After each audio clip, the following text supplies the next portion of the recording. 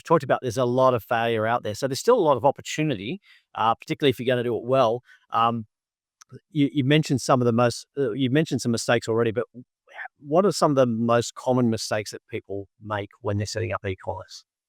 Okay, yeah, this is what I would say I see the most is because typically when the store owners are new, they're doing all their own customer service.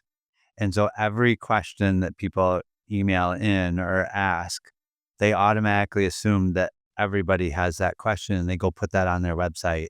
And so over a few months period, they've added so much stuff to their website that it's actually made it confusing.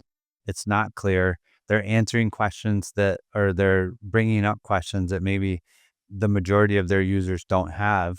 I would say that in the beginning, when we get onto a store and start optimizing it, most of the wins are from us removing stuff, taking things off the site that made it confusing and leaving it very simple, very clear.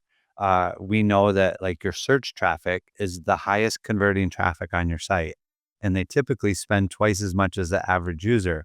So if you our whole job is to question why things are working and why things aren't working and how to make it better. So when we go through that data, what's the analysis of why is that search traffic so much more valuable?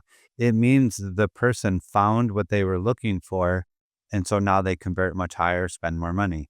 So really what that tells us is the majority of people that come to your site would spend more money or would convert if they can find what they're looking for easier.